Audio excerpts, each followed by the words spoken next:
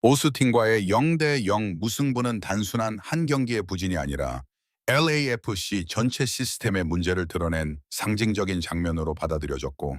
특히 손흥민과 데니스 부앙가라는 두 명의 최고급 공격 자원을 보유하고도 아무런 위협적인 장면을 만들어내지 못했다는 점에서 현지 언론과 팬들의 비판은 매우 거셌으며, 경기 내내 반복된 느린 빌드업과 소극적인 전개, 그리고 공격수들을 고립시키는 전술 구조는 왜 이러한 선수들이 제대로 활용되지 못하고 있는지를 극명하게 보여주는 사례로 남았고, 특히 손흥민은 최전방에서 고립되거나 혹은 지나치게 아래로 내려와 미드필더처럼 플레이해야 하는 상황에 놓이면서 자신의 가장 큰 장점인 폭발적인 스피드와 침투 타이밍을 전혀 살리지 못했고, 이는 결과적으로 팀 전체의 공격의 날카로움을 무디게 만드는 요인으로 작용했으며, 부안가 역시 상대 수비의 집중 견제 속에서 고립되며 영향력을 거의 발휘하지 못했고, 이러한 답답한 흐름은 결국 코칭 스태프, 그중에서도 전술적인 방향성을 책임지고 있는 조반니 도스 산토스에게 큰 압박으로 돌아왔고, 이후 이어진 경기에서 LAFC는 완전히 다른 팀으로 변모하게 되었는데, 가장 큰 변화는 바로 라인을 과감하게 끌어올리고 팀 전체가 유기적으로 움직이며 하이 프레싱을 적극적으로 시도했다는 점이었고, 이전 경기에서는 공을 빼앗기면 뒤로 물러나 수비 라인을 정비하는 데 집중했다면,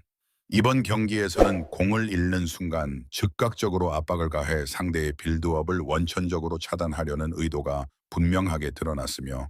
이로 인해 상대는 후방에서부터 안정적으로 경기를 풀어나갈 수 없었고, 작은 실수 하나가 곧바로 치명적인 위기로 이어지는 상황이 반복되었으며, 이러한 압박 구조는 단순히 수비적인 안정감을 위한 것이 아니라 공격 전개를 위한 기반이 되었고, 공을 상대 진영 가까이에서 탈취함으로써 공격까지 이어지는 시간이 획기적으로 단축되었고, 무엇보다 손흥민이 훨씬 더 위협적인 위치에서 공을 받을 수 있게 되면서 그의 장점이 극대화되었으며, 바로 이러한 환경 속에서 손흥민은 전반전 내내 믿기 힘든 퍼포먼스를 펼치게 되었고, 약 20분경 중원에서 공을 잡은 그는 상대 수비 라인의 움직임을 한순간에 파악한 뒤 완벽한 타이밍으로 킬패스를 찔러 넣어 데니스 부앙객에게 결정적인 찬스를 만들어 주었고, 부앙가는 이를 침착하게 마무리하며 선제골을 기록했으며,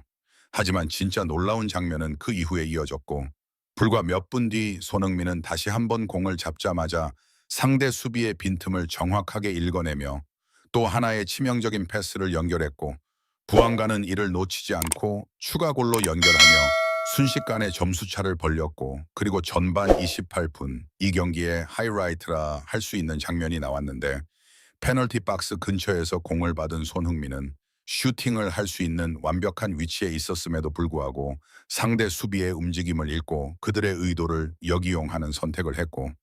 수비수가 슈팅을 막기 위해 달려드는 순간 그는 볼을 반대 방향으로 살짝 컨트롤하며 수비를 완전히 무너뜨렸고, 단 한 번의 터치로 수비 라인의 균형을 무너뜨린 뒤 생겨난 공간을 활용해 부앙객에게 정확한 패스를 전달했으며,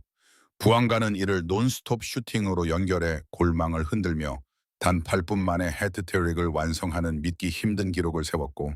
이 모든 과정에서 손흥민은 단순히 패스를 제공하는 역할을 넘어 경기 전체를 설계하는 플레이메이커로서의 면모를 보여주었으며, 그의 움직임 하나하나가 상대 수비를 끌어당기고 공간을 만들어내며 동료들에게 최적의 기회를 제공하는 구조를 만들어냈고, 이러한 장면들은 단순한 기술 이상의 의미를 가지며 그의 축구 지능이 얼마나 뛰어난지를 증명하는 사례로 평가되었고, 경기 후 전문가들은 이러한 폭발적인 경기력이 단순한 개인 컨디션의 문제가 아니라 전술 변화에서 비롯된 것이라고 분석했으며, 특히 미드필더 라인을 적극적으로 끌어올려 팀 전체가 함께 압박을 가하는 구조를 형성한 것이 결정적인 역할을 했다고 강조했으며,